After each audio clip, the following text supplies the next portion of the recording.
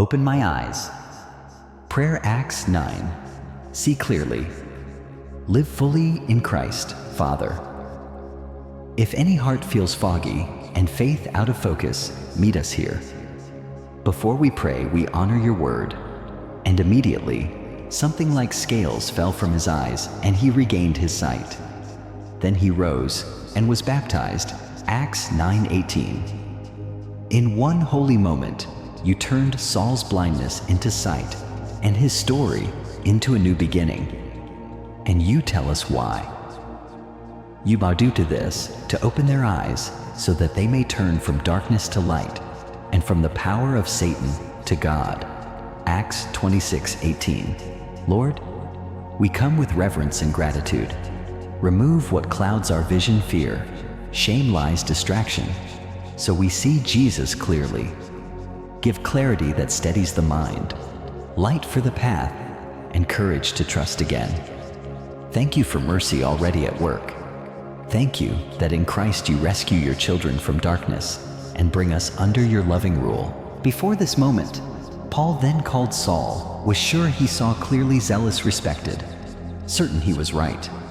But on the road to Damascus, the risen Jesus interrupted his mission. Heaven's light surrounded him. He fell as a voice called, Saul, Saul, why are you persecuting me? In mercy you stopped him, so you could save him.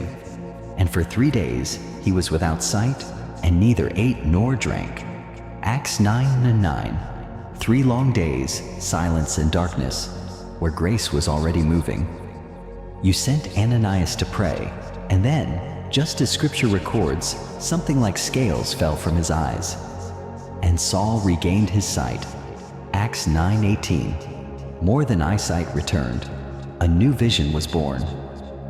When you touch a life, the world may not change at once, but the way we see it does. Saul had called the gospel a threat. With opened eyes, he recognized it as treasure worth living for, and if needed, dying for. So we confess with your word. The Lord opens the eyes of the blind. The Lord lifts up those who are bowed down. The Lord loves the righteous. Psalm 146. What you did for Paul, you still do today. This is why the same message divides the room. 2 people can hear one truth and walk away differently. Some treat scripture as optional. Others hold it like oxygen. The cross can look like weakness or pulse with power. For the word of the cross is folly to those who are perishing, but to us who are being saved, it is the power of God. 1 Corinthians 1. The difference isn't the message, it's the vision. So we make the psalmist's request our own. Open my eyes that I may behold wondrous things out of your law. Psalm 119. True sight is a gift of grace, and grace anchors us in a gospel that is singular, not scattered.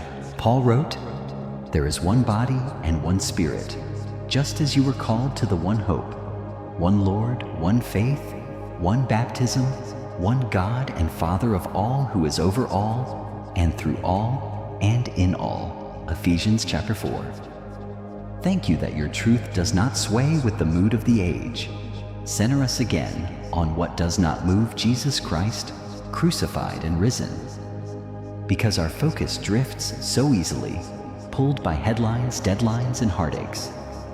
Your word resets our gaze as we look not to the things that are seen, but to the things that are unseen.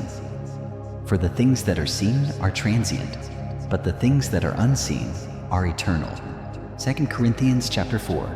If the unseen is eternal, then in the seen we choose your guidance. So we pray, make me to know your ways, O Lord. Teach me your paths. Lead me in your truth, and teach me, for you are the God of my salvation. For you I wait all the day long. Psalm 25. Lead every step, teach every choice, steady every word and deed. We admit we are easily distracted by lesser lights and loud lies. Yet, your Son stands between our need and your holiness. For there is one God, and there is one mediator between God and men, the man Christ Jesus, 1 Timothy chapter 2. Jesus, be our way back to the Father, our advocate and our peace. Fasten the belt of truth around us. Strengthen faith when doubts are loud. Remind us of salvation when shame revisits old stories. Place the sword of your word in our hands so we can cut through confusion kindly and wisely. Help us see sin for what it is, destructive and separating, not small or harmless. And help us see the gospel as more beautiful than any temptation. Your word is a lamp to my feet and a light to my path. Psalm 119. Light the path where decisions are messy. Clear our vision where bitterness blurs it. Remove the lenses we've made, pride, prejudice, fear, and teach us to see through your eyes. Open our eyes to the hurting nearby, the friend who smiles but is exhausted, the neighbor carrying quiet grief, the coworker who needs encouragement more than advice. Give us courage to serve, to listen, and to share the hope of Christ without pressure or shame. And open our eyes to see ourselves as you see us in Jesus, redeemed, forgiven, chosen, loved. We do not fight for victory, but from victory, because Jesus has overcome. When the night feels long, help us watch for the dawn. When prayers seem unanswered, train our hearts to trust that you are at work in the silence, just as you were in Saul's 3 days of waiting. If we must wait, let us wait with worship. If we must weep, let us weep with hope. If we must walk slowly, let us walk closely with you. For some of us, the scales are anxiety. For others, addiction, comparison, anger, or deep disappointment. In one petition, we bring them all to you. Lord, remove what clouds our vision. Heal how we see you, others, and our own stories. Restore holy imagination eyes that expect your goodness, minds that remember your promises. Hearts quick to give thanks even before answers arrive. Where clarity is missing, teach us to trust the one who sees. Hold us steady, Jesus. Keep us near. And now, Father, we fix our eyes on what is unseen and eternal. Thank you for opening our vision through Jesus Christ and guiding our steps by your word. As we close, we receive your promise. May the God of hope fill you with all joy and peace in believing, so that by the power of the Holy Spirit, you may abound in hope. Romans 15. Keep us steady in your presence this week. Teach our hearts to see as you see. In the holy and powerful name of Jesus, we pray, amen.